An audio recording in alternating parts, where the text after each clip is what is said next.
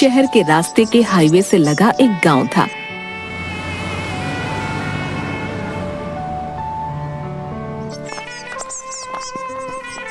उस गांव में झुमरी अपने मजदूर पति और 10 साल के बच्चे कन्नू के साथ रहती थी।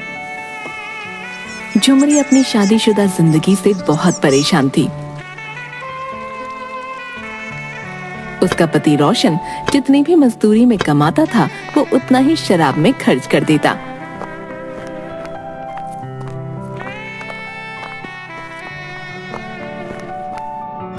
एक दिन दोपहर को झुमरी अपनी रसोई में खाना बनाने के लिए कुछ सामान देख रही थी। इस डिब्बे में कुछ नहीं है, अब तो दाल चावल भी नहीं बचा। आज मैं खाने में क्या बनाऊंगी?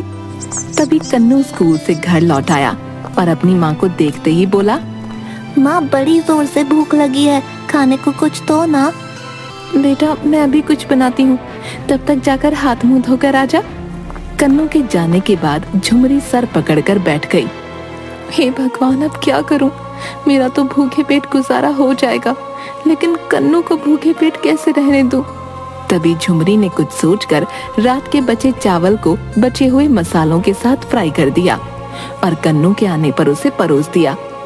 ऐसे कब तक चलेगा? मुझे इनसे किराना लाने के लिए बोलना ही पड़ेगा।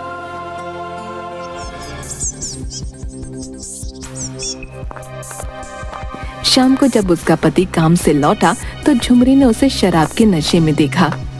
आज फिर आप शराब पीकर आए हैं। सारा पैसा आप शराब में बर्बाद कर देते हैं। घर का सारा राशन खत्म हो गया है। कम से कम आप जाकर दुकान से सामान तो ले आइए। सामान कहाँ से लाऊं? मेरे पास कोई पैसा नहीं है, समझी? लेकिन आपको परसों ही तो तनख्वाह मिली थी। आपने सारे पैसों का क्या किया? अभी राशन लाना है, कन्नू के स्कूल की फीस भरनी है। मेरे पास इतने पैसे नहीं है। कन्नू को स्कूल जाने की जरूरत नहीं है, समझी? मैं तो कब से कह रहा हूँ उसे मेरे साथ काम पे भेजा करो, लेकिन तुम्हें तो उसे पढ़ाने लिखाने की धुन सवार है। तो क्या आप चाहते हैं कि वो भी आपकी तरह मजदूरी करे? अगर वो पढ़ेगा तो कुछ अच्छा काम कर पाएगा। तो फिर तुम खुद ही उसकी पढ़ाई की व्यवस्था करो, मुझसे वैसे मत मांगो, समझी? लेकिन मैं कहाँ से पैसे लाऊंगी?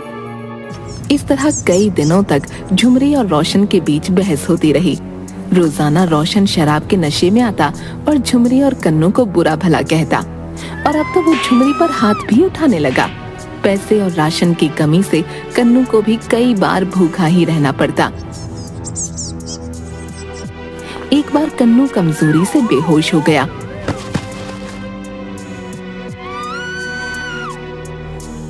उस दिन तंग आकर झुमरी ने घर छोड़ने का फैसला कर लिया और कन्नू के साथ अपनी बहन के घर जाकर कोई मदद लेने की सोची।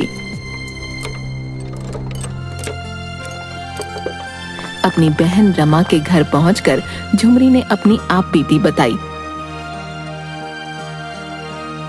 मेरी मदद कर दो बहन, मैं कोई भी काम कर लूंगी, बस कन्नू के स्कूल की फीस और 2 वक्त की रोटी, इतना ही चाहिए। झुमरी, तूने उस शराबी का साथ छोड़कर अच्छा किया। तू फिक्र मत कर, तेरे जीजा जी का रेस्टोरेंट है, वो तुम्हें कोई ना कोई काम दे ही देंगे। हाँ झुमरी, तुम कुछ वक्त के लिए यहीं रह सकती हो। मैं तुम्हें रेस्टोरेंट में काम दे दूंगा और उस काम की पगार भी दूंगा, ठीक है? मैं यहाँ रहकर आप पर बोझ नहीं बनना चाहती। अगर रेस्टोरेंट में कोई कमरा हो तो मुझे वहीं रहने की इजाजत दीजिए। बदले में मैं रात में सफाई भी कर दूंगी और वहाँ पहरा भी रहेगा। राहुल झुमरी की बात मान लेता है और दोनों को रेस्टोरेंट के कमरे में रहने की इजाजत दे देता है। झुमरी वहाँ काम करने लगती है। एक दिन रेस्टोरेंट का रसोइया बहुत बीमार पड़ गया और उसकी जगह राहुल को तुरंत कोई दूसरा रसोइया नहीं मिल रहा था। तब झुमरी राहुल को परेशान देखकर बोली, जीजा जी, अगर आपको परेशानी ना हो तो आज का खाना मैं तैयार कर देती हूँ। राहुल के पास कोई चारा नहीं था और कस्टमर्स के आने का वक्त हो चला था, इसलिए उसने झुमरी को उस दिन का खाना तैयार करने को कहा। रेस्टोरेंट में एक 4 कस्टमर आकर टेबल पर बैठे। राहुल उनका ऑर्डर लेने गया। भैया 1 प्लेट कढ़ाई पनीर, 15 रोटियां, तड़के वाली दाल और बाद में फिर 1 प्लेट चावल ले आना, ठीक है? राहुल ऑर्डर लेकर झुमरी को खाना तैयार करने को बोलता है। थोड़ी ही देर में वेटर उन लोगों के सामने खाना लगाता है। खाने का पहला निवाला चखते ही उस आदमी ने कहा, अरे वाह राहुल भाई, आज आपके खाने की बात ही अलग है। वाह, क्या लजीज स्वाद है भैया, वाह। आहा, हाँ भैया, पनीर की सब्जी तो बहुत ही लाजवाब है भैया, वाह। आहा हा हा। राहुल ये सुनकर बहुत खुश था। उसने अंदर जाकर झुमरी से उसके काम की तारीफ की। वाह झुमरी, तुम तो सच में छुपी रुस्तम निकली हैं? क्या खाना बनाया है, कस्टमर बहुत खुश थे। बहुत बढ़िया, बहुत बढ़िया। बस दिल से बनाया जीजा जी, उन्हें अच्छा लगा, बड़ी अच्छी बात है। उस दिन हर कस्टमर ने खाने के टेस्ट की बड़ी तारीफ की। तब झुमरी को अपने ऊपर आत्मविश्वास आया कि वो खुद भी कुछ अच्छा काम कर सकती है। रात में राहुल ने खुश होकर झुमरी को बोनस भी दिया।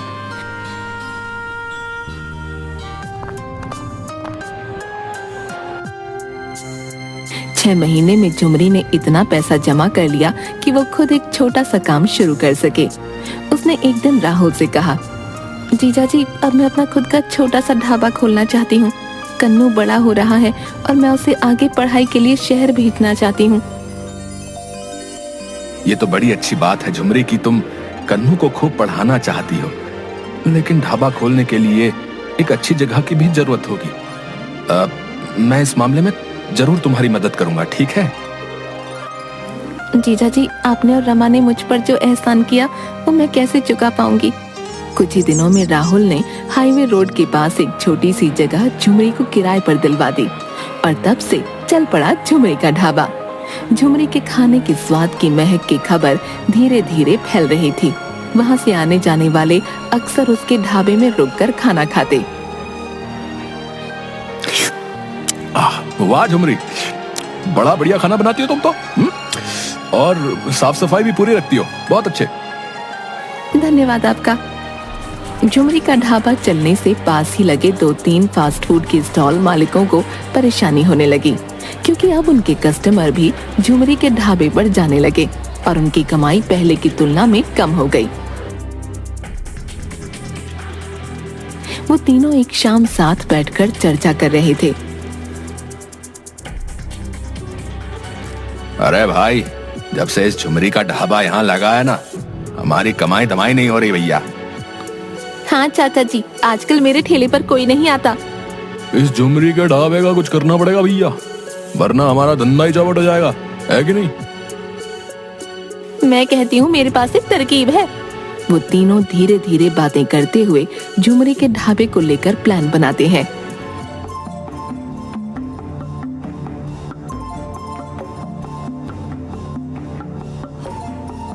अगले दिन झुमरी सुबह से सफाई करके खाना बनाने की सारी तैयारी करके रखती है।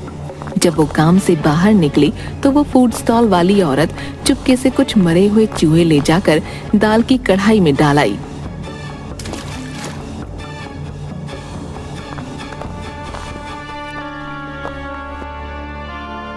कन्नू ने ये सब खिड़की से देख लिया और सब कुछ जाकर अपनी माँ झुमरी को बता दिया। माँ, वो ठेले वाली आंटी ने मरा हुआ चूहा दाल के पतीले में डाल दिया। क्या सच में? अरे ये किसी को आराम से 2 पैसे कमाते हुए भी नहीं देख सकते। झुमरी चुपचाप उस दाल को बदलकर फिर से नई दाल पकाती है। इस सब से झुमरी सतर्क हो गई थी और उन 3 लोगों को झुमरी के खिलाफ कुछ करने का मौका नहीं मिल रहा था। एक दिन तंग आकर वो औरत बाकी दोनों से कहती है, क्यों ना इस झुमरी का ढाबा ही जला दिया जाए? अरे नहीं, किसी की जान का नुकसान हुआ तो मैं ऐसा काम नहीं करूंगा बाबा। मुझे तो ये सुझाव अच्छा लगा। झुमरी का ढाबा जड़ से मिट जाएगा और हमारा काम दोबारा अच्छा चलने लगेगा। हाँ।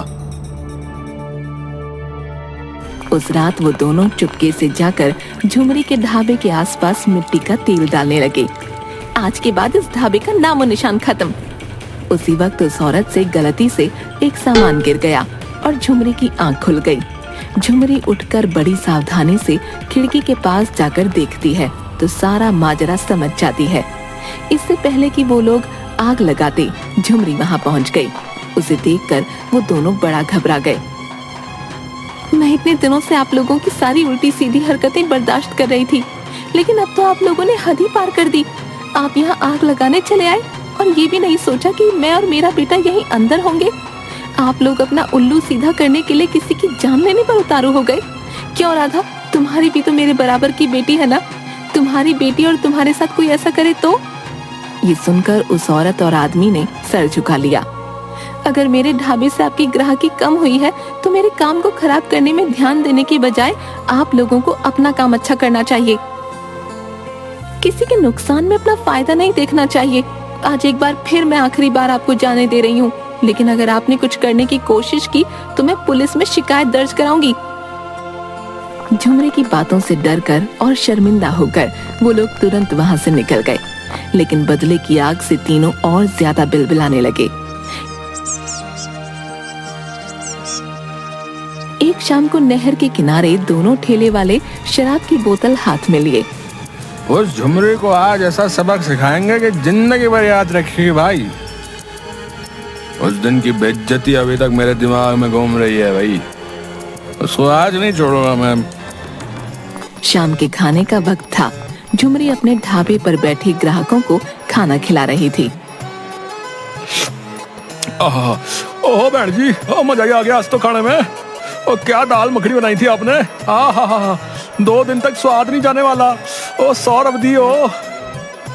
धन्यवाद सरदार जी, बस आप लोगों का प्यार है जिसकी वजह से आज अपने परिवार को पाल रही हूँ। अच्छा बहन जी, अब मैं चलता हूँ। 12 बजे तक गड्डी हिमाचल के बद्दी में लगानी है। ओ छट्टू ओए, ओ चल जल्दी शीशे पे कपड़ा मार। और ट्रक वाला वहाँ से चला जाता है। ओ मैं निकला ओ गड्डी लेके, ओ सड़क पे ओ एक मोड़ आया, ओथे गड्डी छोड़ आया। ओए उसके कुछ ही देर बाद दोनों ठेले वाले झुमरी के ढाबे पर आ जाते हैं। अरे ओ झुमरिया, बहुत मचक रही थी उस दिन, हैं? आज तेरा हिसाब बराबर करने आया, समझी? उस दिन तुम लोगों को पुलिस के हवाले कर ही देना चाहिए था। तुम लोग सीधे तरीके से बात नहीं मानने वाले। आज तुझे बगल वाली नहर में धकेल कर तेरा किस्सा खत्म कर दूंगा मैं।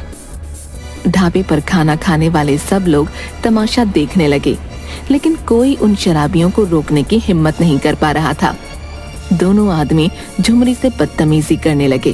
तभी ढाबे पर एक ट्रक आकर खड़ा होता है। ओ बेवड़े, इधर उधर अकेली औरत पे क्या दौड़ जमाते हो हैं?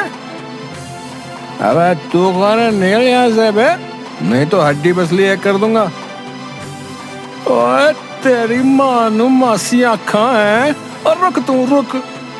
सरदार जी तभी उसको एक हाथ से बगल में दबोच लेते हैं और अच्छे से धुलाई कर देते हैं। ओ बहन जी, अब जमाना बदल गया है, अपनी रक्षा खुद ही करनी पड़ती है। ओ उठाओ डंडा और शुरू हो जाओ। तभी झुमरी गुस्से से पास ही पड़ा डंडा उठाती है और दूसरे शराबी की पिटाई करना शुरू कर देती है। अरे भाई बचाओ, छोड़ो भाई, छोड़ दो, माफ कर दो भाई, छोड़ दो भाई, मारो भाई, गलती हो गई। तभी वहाँ पुलिस आ जाती है और दोनों शराबियों को गिरफ्तार कर लेती है।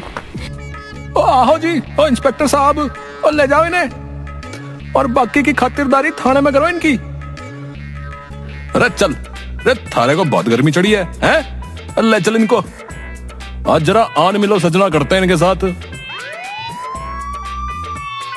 ओ बहन जी, ओ ये तो अच्छा हुआ कि मैं अपना लठ यहीं भूल गया था और 100 से लेने वापस आ गया, नहीं तो न जाने क्या अनर्थ हो जाता।